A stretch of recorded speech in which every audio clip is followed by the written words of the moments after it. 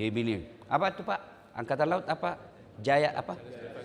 Nah, di laut kami jaya, di darat kami buaya, di rumah tak berdaya. Tahu kan Ronaldo? Tahu kan? Apa dia yang hebat? Bukan. Tapi karena Allah kasih kaki yang bisa bengkok lututnya. Mana bisa main bola kalau tidak bisa bengkok lututnya? Nah. Iya kan? Maka kita ucapkan Alhamdulillah. Adik-adik, sedulur-sedulur, salah satu sebabnya kamu bisa masuk di SMA Taruna ini karena matamu normal. Bu-ibu, mau saya kasih iPhone 17? Mau? iPhone 17 2 tera. Mau ibu? Tapi begitu saya kasih ibu langsung tuli. Mana yang mau tadi? Ayo. Berarti yang mahal bukan handphone. Apa yang mahal? Telinga. Hebatnya lagi telinga, dia bisa bedakan suara istri, suara mantan. Coba bayangkan kalau tidak bisa dibedakan. Terungkap semua rahasia. Maka kita ucapkan Alhamdulillah. Adik-adik sekalian, ini semua yang ada di sini, salah satu nikmat Allah kasih sama kesampean karena dikasih tinggi sesuai standar. Saya dulu tablat tentara, enggak lulus gara-gara tinggi saya kurang 1 senti. Ceper. Saya protes kepada Allah. Ya Allah, kenapa kau takdirkan saya dalam keadaan pendek? Kau tidak rugi jadi Tuhan kalau kau tambah 1 senti. Iya toh? Maka kita bersyukur Alhamdulillah. Nih mata. Masya Allah. Bapak Ibu punya mata. Adik-adik sekalian, kamu bisa lulus di sini karena kamu tidak buta warna. Coba kalau tidak bisa dibedakan warna ini Pak. Paling hebatnya lagi nih mata Bu, dia punya sensor pembeda. Dia bisa bedakan mana istri, mana tetangga. Coba bapak-bapak kalau tidak bisa dibedakan mana istri, mana teman mengajar. Tak tukar-tukar istri Pak. Iya toh? Maka kita ucapkan Alhamdulillah. Nih ibu-ibu bapak-bapak sekolah, bapak ibu kepala sekolah. Berapa banyak guru di Jawa Timur? Berapa banyak guru di Jawa Timur, tapi hanya segelintir yang diangkat menjadi kepala sekolah. Maka kita bersyukur. Dari 6 sekolah taruna yang ada di sini, Jawa Timur, hanya 1 yang perempuan kepala sekolahnya.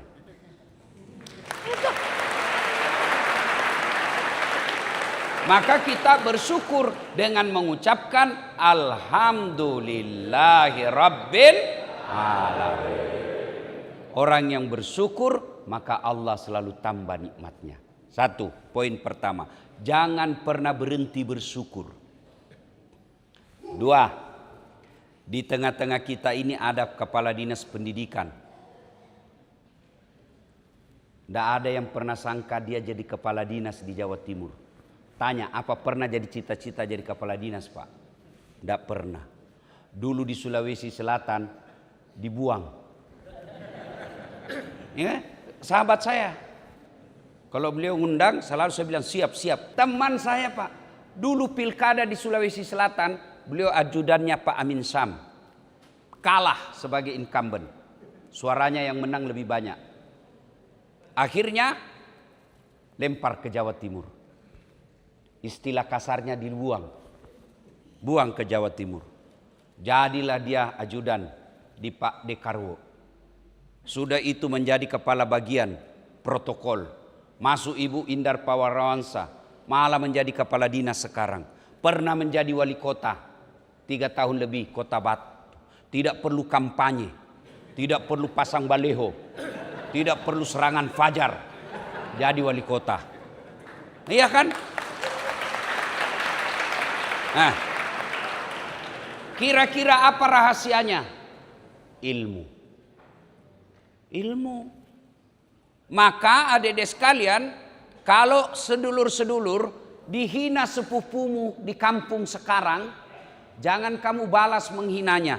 Kau sekolah yang baik, tanamkan kedisiplinan, karakter yang baik, hakul yakin. 10-15 tahun yang akan datang, sepupumu yang menghina kamu, dia akan datang dengan hormat kepadamu. Saya pernah rasakan. Saya keluar dari kelas waktu kuliah. Ditunjuk saya sama seniorku. Apa dia bilang? Enggak malu-malu kau Dasat. Semua bajumu cakar. Cakar itu baju rombengan. Di Sulawesi cakar namanya cap karung. Nah, kalau di toko baju baru 100.000 satu. Ini 100.000 5 masih bisa ditawar. Cakar namanya. Sampai sekarang saya masih landang-landang di pasar Tok Dopuli. Sampai sekarang masih langganan. Dia hina saya. Enggak malu kau, baju bekar semua kau pakai.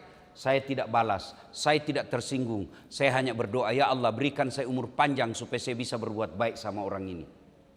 Alhamdulillah beberapa tahun terakhir yang menghina saya itu selalu saya kasih zakat. Maka adik-adik sekalian, kau tidak percaya lagi, kau tengok ini mukaku. Ibu-ibu tengok ini wajah saya. Tidak ada model, hitam, jelek, pesek. Ceper. Tidak ada, lebih gagah kalian semua. Tapi saya penuh pesona.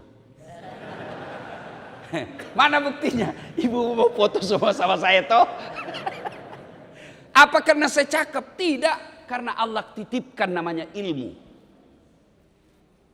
Saya tidak ada nama aku di sini. Oh ada. Kau tengok itu nama saya. Cuma kurang gelarnya satu.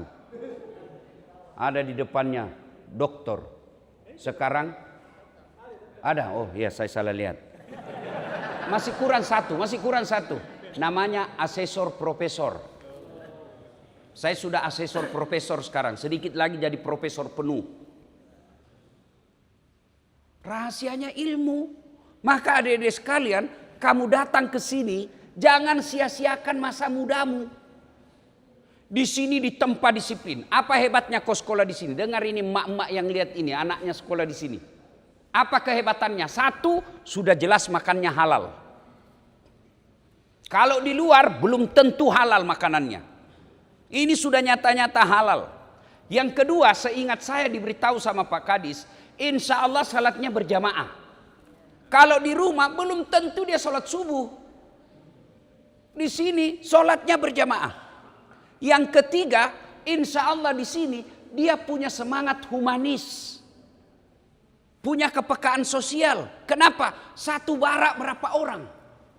Berapa banyak anak-anak sekarang rusak karena satu anak satu kamar. Ini cara mendidik anak yang keliru. Satu anak satu kamar, akhirnya apa? Dia berzina melalui WhatsApp, video call. Hai guys. Coba lihat bibirmu dek. Sudah itu dia bilang turun-turun sedikit.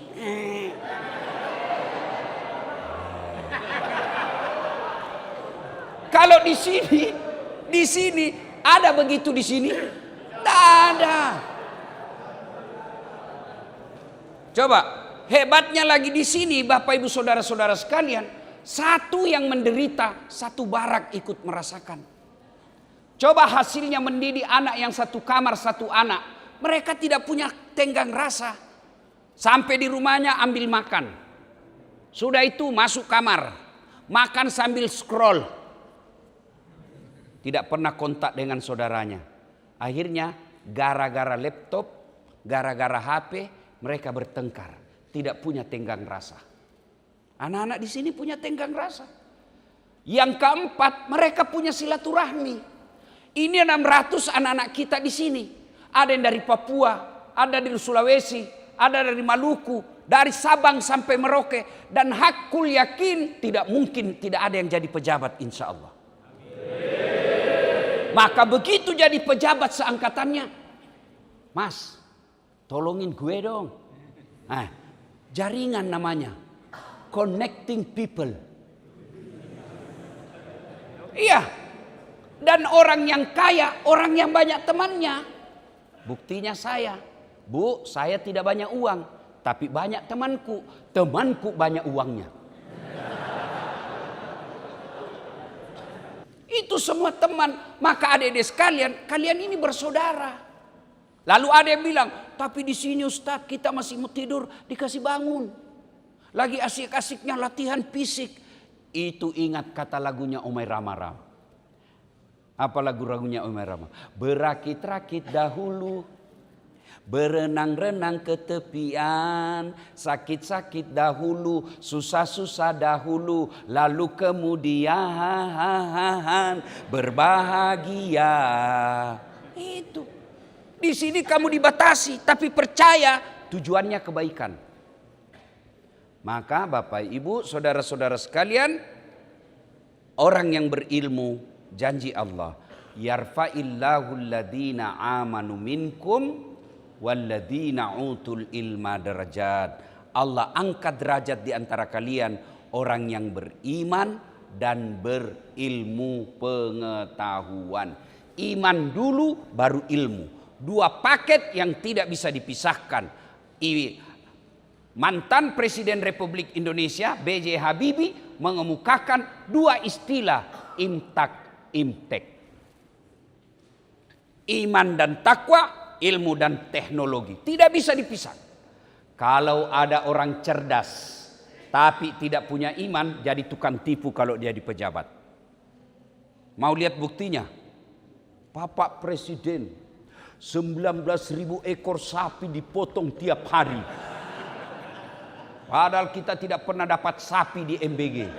Ternyata sapinya sudah jadi bubuk Reiko.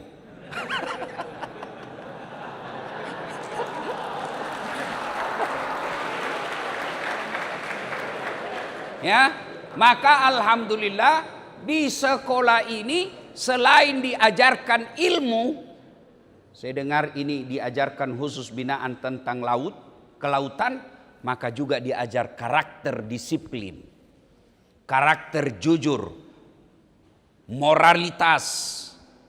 Insya Allah kalian ini kan diajar sama Angkatan Laut ya. Ibu-ibu tahu tagline Angkatan Laut? Dia bilang, apa itu Pak? Angkatan Laut apa? Jaya apa?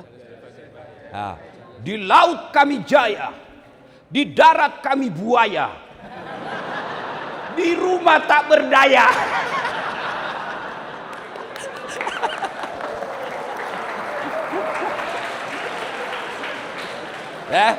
Maka adik-adik sekalian, kamu belajar dengan baik. Tidak ada orang kalau dia punya iman dan ilmu sengsara hidupnya. Coba lihat, iman, ilmu. Nggak usah contoh yang jauh-jauh deh. Das Atlatif.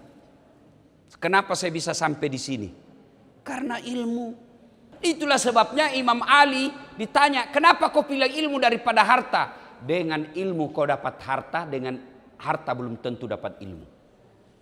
Maka adik-adik sekalian, ucapkan alhamdulillahirabbil alamin, kamu bisa sekolah di sini. Tinggal buktikan kepada orang tuamu, tidak sia-sia orang tuamu menyekolahkan di sini, dan kamu juga tidak sia-sia latih fisik dan mental. Insya Allah masa depanmu lebih baik. 3. Yang keempat, suatu kali Nabi panggil Umar bin Khattab dengan Ali bin Abi Thalib. Umar ini termasuk golongan Khurafaur Rasyidin, orang sahabat utama Nabi. Umar ini, Ali bin Abi Thalib, Umar ini sahabat Nabi yang dijamin pasti masuk surga. Coba adik-adik sekalian, 10 golongan orang kata Nabi pasti masuk surga. Satu diantaranya Umar bin Khattab. Ali bin Abi Thalib, sepupu satu kalinya Nabi. Ali bin Abi Thalib itu anak mantunya Nabi. Kenapa? Anaknya Nabi Fatimah As-Zahra menikah dengan sepupu sekalinya Ali bin Abi Thalib. Ali bin Abi Thalib ketika kejadian hijrah, Nabi panggil Ali. Waktu itu Ali bin Abi Thalib umurnya 13 tahun. Ali, kau tinggal di tempat tidurku, pakai ini selimutku, selimut Nabi warna hijau. Pakai ini. Tujuannya apa? Menggantikan posisi Nabi. Kalau mengganti kepala dinas banyak yang mau. Tapi mengganti mati, karena kan rumahnya Nabi mau diserang, Ali disuruh menyamar sebagai Nabi. Itu artinya secara signifikan, secara tidak langsung Ali diperintah untuk mengganti posisi Nabi diserang. Ali bin Abi Thalib sama Umar dipanggil sama Nabi. Ya Umar, Ali, besok-besok ada orang dari Yaman bernama Uwais Al-Qarni. Kalau kau ketemu dia, mintalah didoakan oleh dia agar dosa-dosamu diampuni dan kamu gampang masuk surga. Padahal sudah Nabi bicara dan Ali bin Abi Thalib, Umar bin Khattab sudah dijamin masuk surga. Tapi Nabi minta kau doakan oleh Uwais Al-Qarni. Berlalulah waktu. Uwais Al-Qarni ini hidup di Yaman. Dia anak muda, punya penyakit kulit, Bu. Ada ibu, bapak, adik-adik mungkin lihat di medsos atau di media, penyakit kulit yang berwarna-warna putih kulitnya. Urni putih tidak normal, belang-belang. Itu penyakitnya Uwais Al-Qarni. Dia selalu mau ketemu Nabi karena dari Yaman, mau selalu ketemu Nabi di Madinah, tapi tidak punya waktu. Kenapa? Karena Uwais Al-Qarni mengurus ibunya yang lagi sakit lumpuh, tuli, buta. Dia urus ibunya. Suatu ketika ibunya panggil Uwais, "Nak, saya mau sekali haji." Waktu itu untuk kelas ekonomi kehidupan Uwais dan ibunya tidak mungkin bisa menunaikan ibadah haji. Kenapa? Uwais orang miskin, tidak punya onta, tidak punya buru yang bisa memikulnya. Mendengar permintaan ibunya ini, Uwais Al-Qarni kemudian membeli anak lembu. Lembu itu, Pak, adiknya sapi, kakaknya kambing. Lembu. Maka dia beli anak lembu. Lalu apa yang dia kerjakan? Dia bikinkan kandang di atas bukit. Kerjanya apa Uwais? Dia ambil itu anak lembu, Pak. Dia pikul. Naik turun bukit, turun, naik. Satu kampung menganggap Uwais sudah gila. Kenapa anak lembu naik turun bukit? Untuk apa? 8 bulan berlaku. Akhirnya lembu ini beratnya menjadi ratusan kilogram dan kuat juga fisiknya. Uwais Al-Qarni menjadi kuat dan kekar. 8 bulan kemudian musim haji tiba. Maka Uwais Al-Qarni mengambil ibunya, menggendong ibunya menunaikan ibadah haji dari Yaman ke Mekah kurang lebih 1000 kilometer. Kira-kira kalau 1000 kilometer dari mana ke mana ya? Jakarta ke Malang. Dan waktu itu, Dek, kalau Jakarta ke Malang, Pak, masih enak. Ada warung kopi, bisa mampir. Ada rest area, bisa mampir makan mie kuah. Zaman itu padang pasir dari Yaman ke Mekah. Dia pikul ibunya. Sampailah dia Mekah. Ketika beliau tawaf, apa doanya Uwais Al-Qarni? Ya Allah, ampuni dosa ibu saya, maafkan dosa ibu saya, masukkan dia surga tanpa hisab. Dia dengarlah ibunya doanya anaknya. Dia dengar, kok dia tidak doakan dirinya? Ibunya lalu bertanya, wahai anakku, kenapa kau tidak doakan dirimu? Engkau hanya mendoakan saya. Apa jawaban Uwais Al-Qarni? Bu, kalau ibu masuk surga, maka saya pun insya Allah mendapat ridhomu. Bukankah ridha Allah berada pada ridha orang tua? Itulah Uwais Al-Qarni. Pesan moralnya adik-adik sekalian, setelah kamu cerdas dan beriman, punya karakter birrul walidain, berbuat baiklah kepada kedua orang tuamu. Di dunia ini, lihat orang-orang sukses, lihat orang-orang yang memuliakan orang tuanya, pasti dia diberikan kejayaan dunia dan akhirat. Sayangnya anak-anak kita sekarang lebih sopan sama pacarnya daripada orang tuanya. Baru 2 bulan pacaran sudah panggil papi mami. Kalau ibunya jabat tangan mau pergi sekolah, dia ndak jabat tangan. Ibu-ibu kalau keluar rumah anaknya jabat tangan apa enggak, Bu? Jabat tangan. Tapi saya ndak yakin dia cium. Dia cuma sliding. Cium tangan itu dek begini. Tapi sampean kalau jabat tangan ibu, ayo Pak. Sekali cowoknya, Kak. Ayo, ini ada Dek Putri yang di atas. Dek, Taruni, jangan kau percaya ini cowok dibawa. Tukang tipu ini kalau dia lagi jatuh cinta. Dengar baik-baik, termasuk ibu-ibu guru. Jangan percaya laki-laki selama dia jatuh cinta. Jangan percaya. Kalau dia bilang saya proses perceraian, jangan percaya sebelum ada akte cerainya. Selama dia baru bilang saya sudah proses, jangan percaya. Adik-adik Taruni, ini mulut-mulut berbisa kalau dia lagi jatuh cinta. Gunung kan kudaki, lautan ku seberangi, hujan aja kau lari. Ayo, jangan percaya. Dek, Islam mengharamkan pacaran. Pacaran syar'i, pret. Mana ada pacaran syar'i? Tidak ada itu. Tidak ada. Adik-adik percaya ini.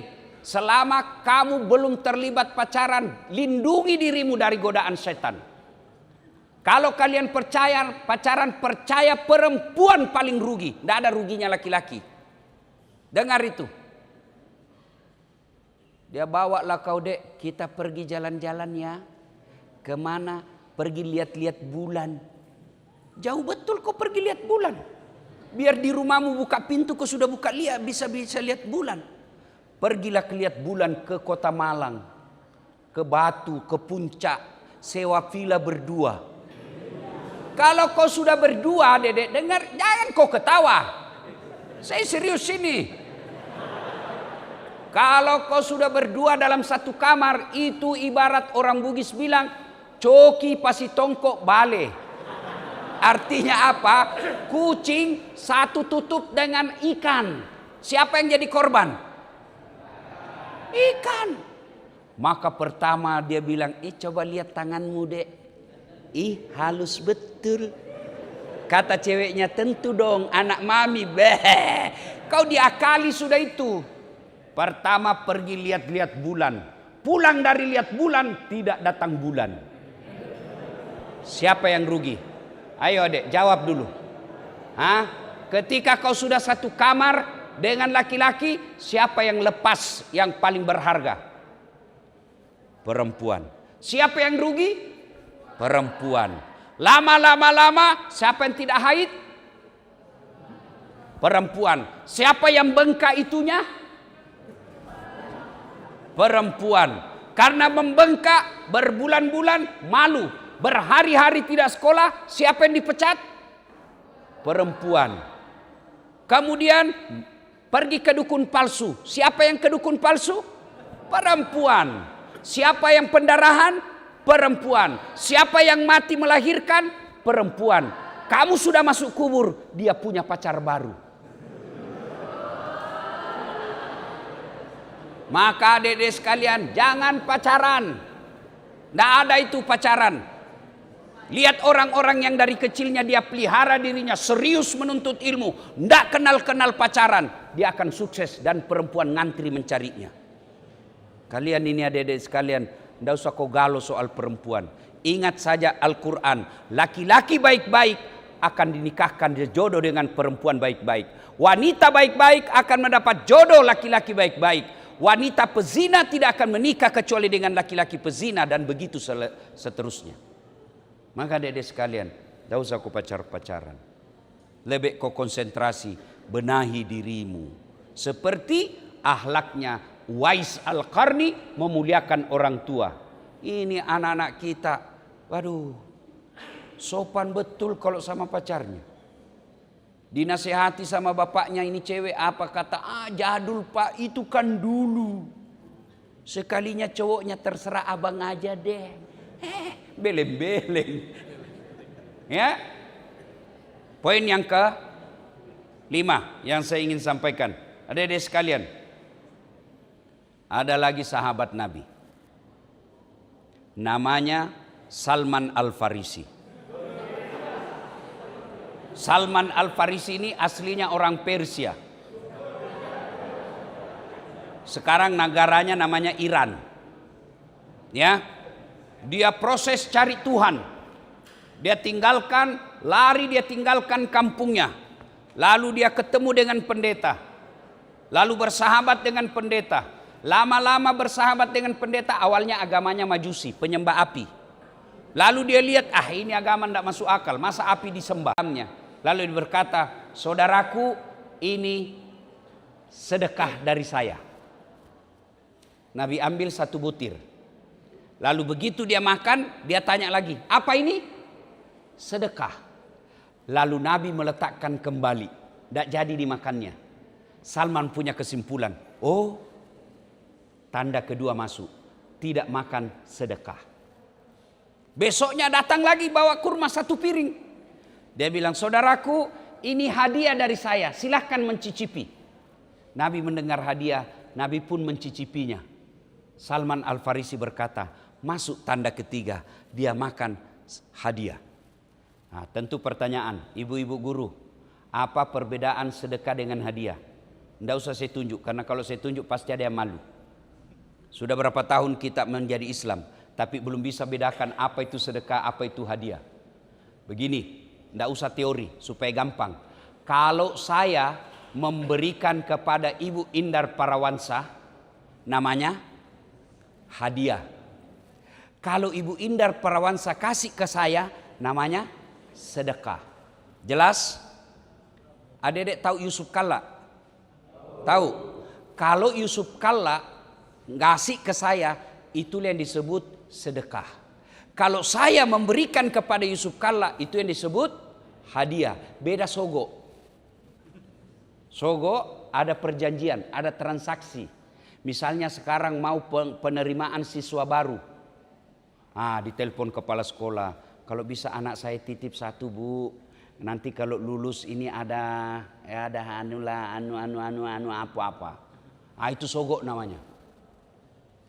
Nah, Salman Al-Farisi mencari lagi tanda yang keempat. Ada hitam di belakangnya. Dia nunggu-nunggu. Dan Nabi tahu ini orang menyelidiki saya. Maka Nabi dengan sengaja, dia seolah-olah dia jatuhkan jubahnya. Lalu terbuka agar dia bilang, dilihat, ada tanda hitam. Inilah. Lalu Salman Al-Farisi mengatakan diri, ya Muhammad, saya masuk Islam. Ashhadu an la ilaha illallah wa ashhadu anna Muhammadar Rasulullah. Apa prestasinya Salman Al-Farisi dalam Islam? 1, kalau adik-adik belajar sejarah peperangan yang pernah dilewati Nabi, 1 diantaranya prestasinya Salman Al-Farisi adalah perang Khandaq, atau kita sebut dengan perang Farid. Apa prestasinya? Waktu itu Madinah mau diserang oleh kafir Quraisy dari Mekah. Mau disambut perang di Madinah, Nabi katakan bisa korban anak-anak dan istri kita.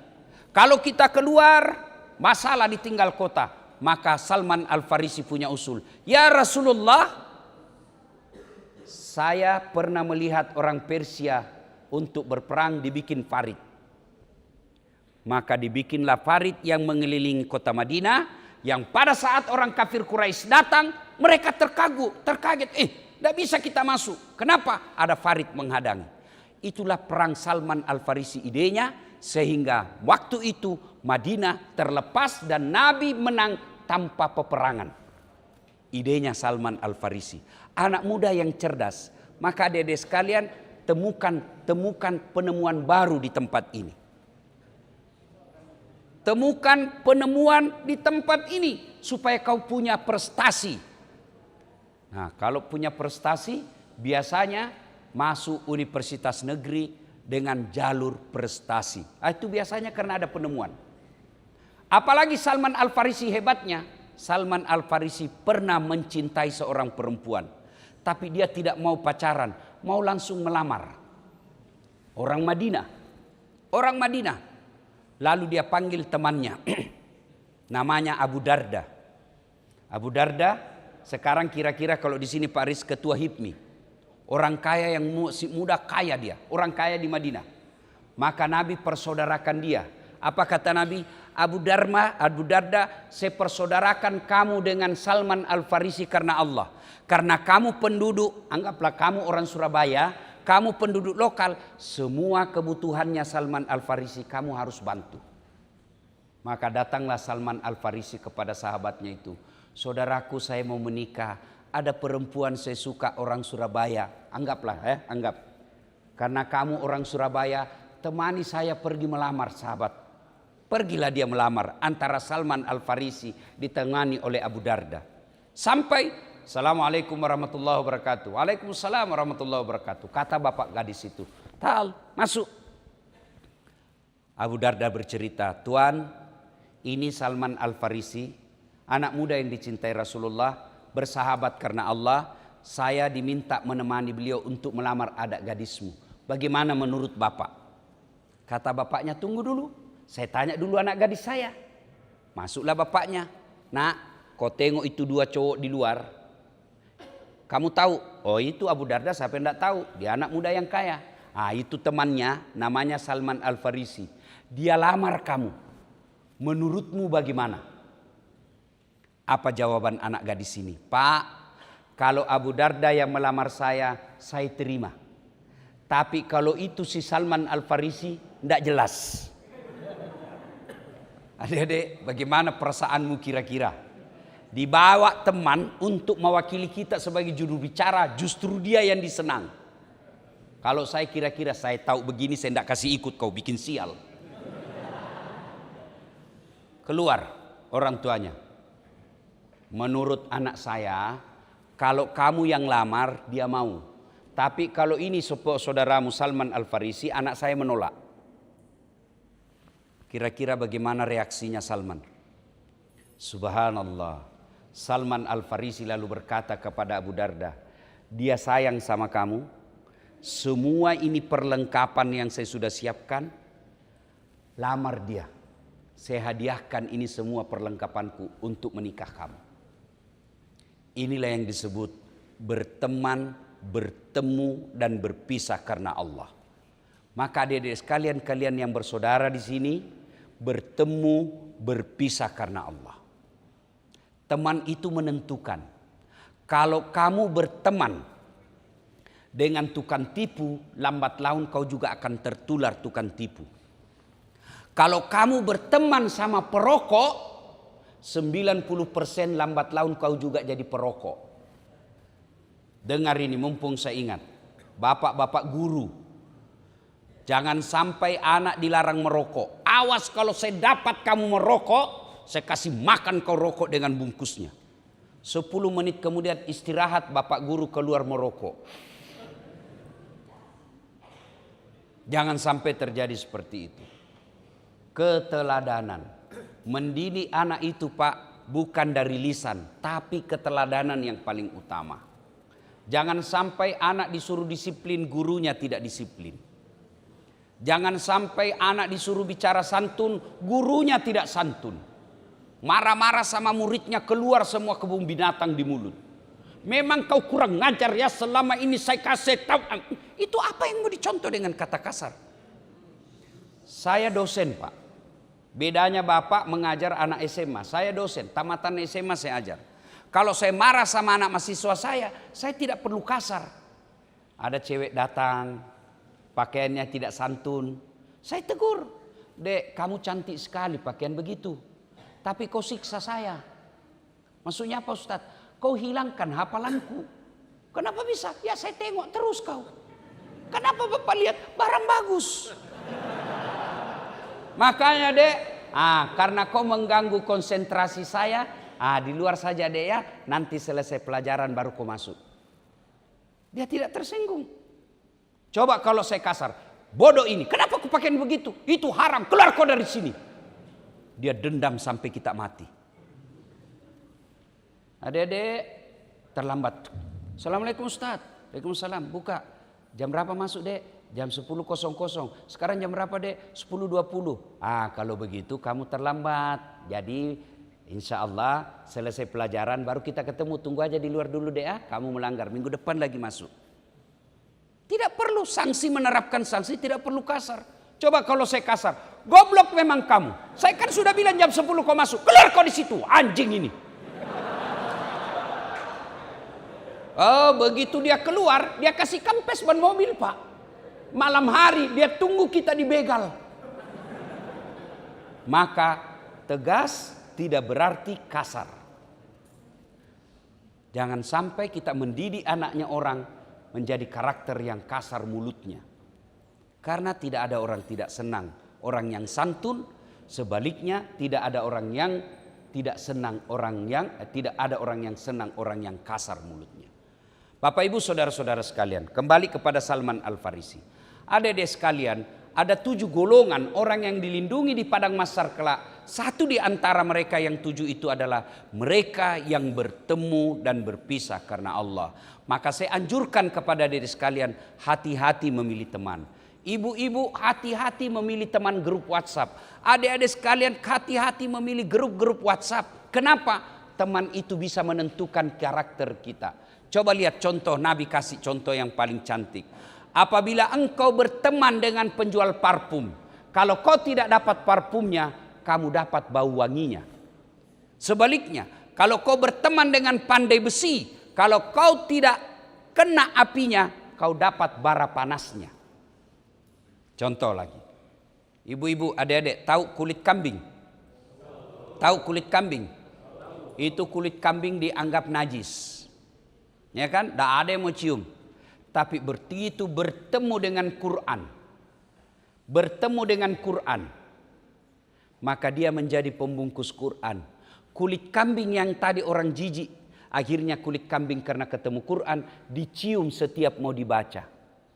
Selesai dibaca dicium lagi. Disimpan di tempat yang tinggi. Kenapa? Kambing menjadi mulia karena berteman dengan kitab suci. Sebaliknya kulit kambing ketemu drum. Tahu drum? Ketemu kulit kambing jadi bedu. Tiap saat dipukul. Kenapa? Salah memilih teman. Maka adik-adik hati-hati memilih teman. Kalau kamu berteman orang-orang yang kasar, lambat laun kau juga akan tertular. Kalau kamu berteman dengan orang yang rajin sholat, maka lambat laun kamu akan ketularan dengan sholatnya. Contoh paling konkret. Ketemu saya dengan Pak Kadis pendidikan ke sini, maka yang terjadi adalah tablik akbar. Enggak mungkin saya bilang, Pak Kadis, bawa saya dulu di panti pijat mana yang paling enak di sini. Enggak mungkin. Maka yang diajak kepada kebaikan. Maka bertemanlah dengan orang-orang baik. Insya Allah kebaikannya akan menular kepada dirimu. Bapak Ibu saudara-saudara sekalian, akhirnya ini saja tausiah kita. Kita tutup pepatah yang disampaikan oleh Nabi. Hadis yang disampaikan oleh Nabi. Man aradad dunya fa'alaihi bil ilmi. Siapa yang menghendaki dunianya, hendaklah dengan berilmu pengetahuan. Wa man aradal akhirat. Siapa yang menghendaki akhiratnya, hendaklah dengan berilmu pengetahuan. Wa man aradahuma. Dan siapa yang mendaki dunia dan akhiratnya, fa'alaihi bil ilmi. Dengan ilmu pengetahuan. Artinya, mau sukses dunia dan akhirat, utamakan punya ilmu pengetahuan. Sehingga orang bule mengatakan, knowledge is the best belong. Ilmu pengetahuan adalah harta yang paling berharga sepanjang zaman. Insya Allah. Saya doakan adik-adik sekalian, terwujud segala cita-cita dan harapannya. Menjadi permata hati orang tua. Dan orang tua yang menyekolahkan anaknya di sini, insya Allah anaknya menjadi soleh dan soleha, menjadi harapan investasi dunia dan akhirat. Dan guru-guru yang mengajar di sini, insya Allah anak didiknya menjadi amal jariah, anak yang soleh dan soleha, dan ilmu yang bermanfaat. Demikian, usikum wa nafsi bitaqwallah, fastabikul